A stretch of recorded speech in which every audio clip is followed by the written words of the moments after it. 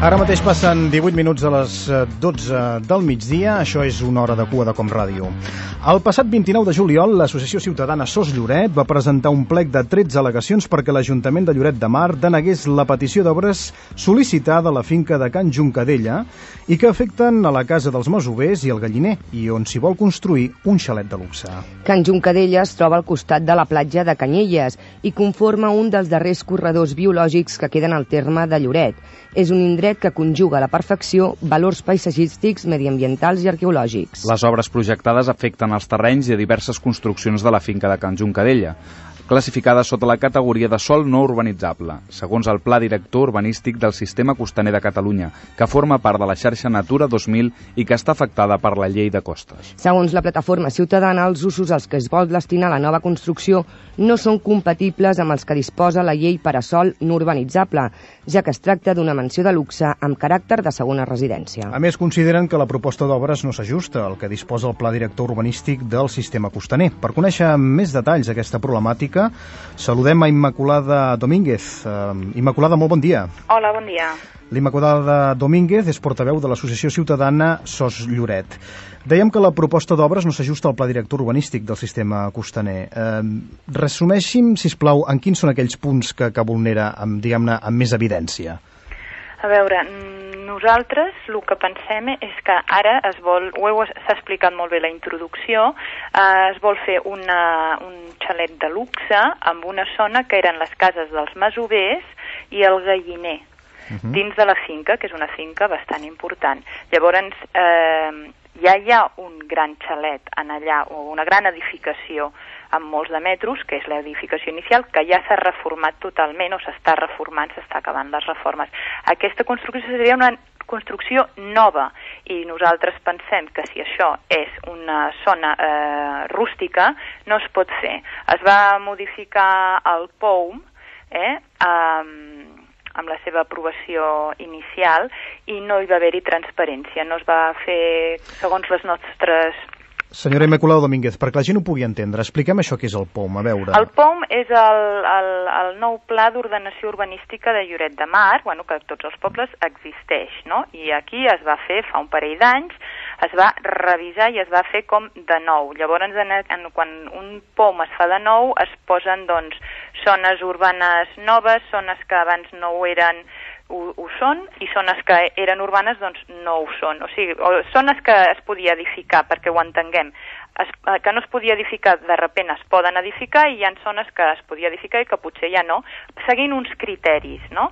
Aquesta zona de Can Juncadella hem de dir que està al costat del mar, que és una de les zones bastant verges que encara ens queden al terme municipal de Lloret de Mar, i per això, està altament protegida, no per l'Ajuntament de Lloret de Mar, sinó per òrgans supramunicipals, no?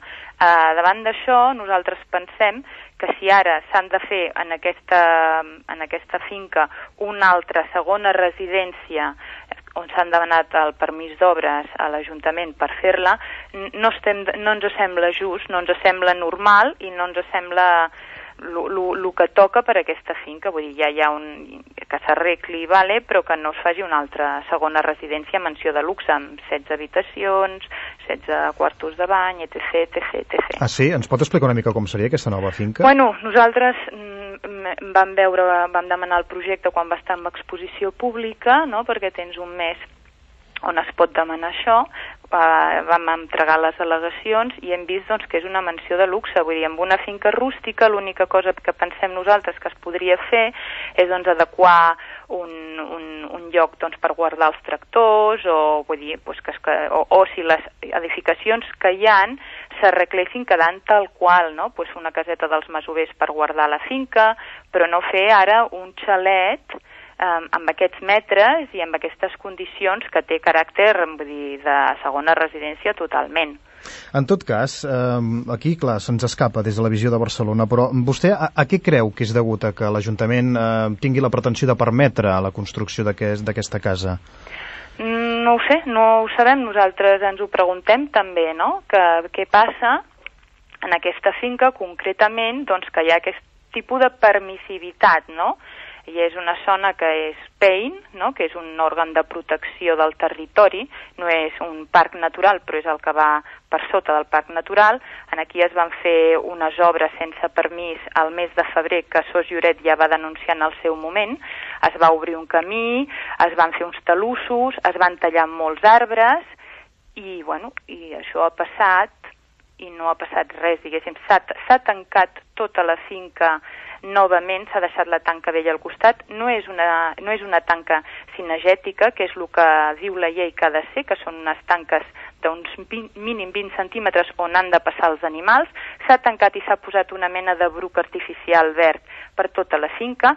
S'ha fet unes escales per accedir a lo que és la cala morisca, que és una de les poques cales verges, totalment verges, que hi havia en el terme municipal de Lloret de Mar. Bueno, o potser ja és Tossa, no ho sé exactament, però bueno, el cas és que s'han fet totes aquestes modificacions i en aquell moment se sap que no hi havia permís d'obres, no? Doncs la sanció em sembla que podia arribar dels 300 als 3.000 euros.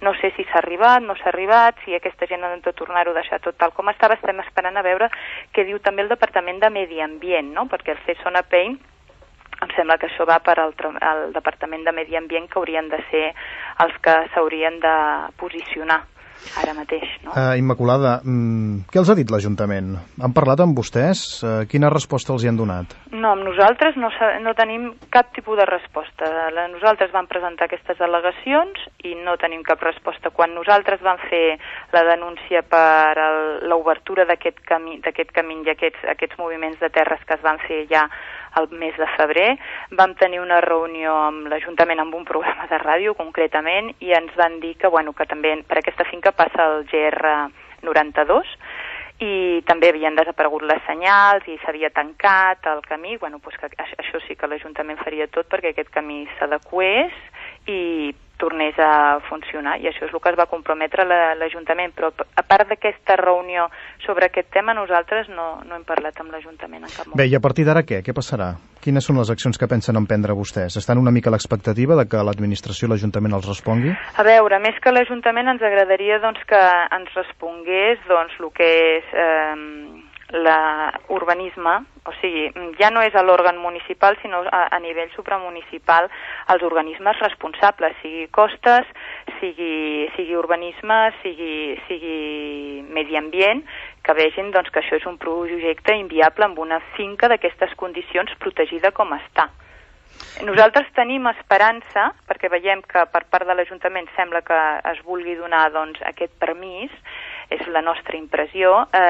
Esperem que els altres organismes realment estudin el problema i es facin càrrec i es posin allà on s'han de posar, perquè si no, no entenem per què se protegeix tant una finca quan després se'ls dona permisos. Es tracta una finca que no és urbana, al final es tracta com si fos una finca urbana al costat del mar. Llavors no ho entenem, és una contradicció molt gran. Doncs Immaculada Domínguez, portaveu de l'Associació Ciutadana Sos Lloret, moltíssimes gràcies per haver expressat la seva opinió sobre aquesta situació aquí a Com Ràdio des del programa Una hora de cua, i molt bon dia. Moltes gràcies a vostès per escoltar-me.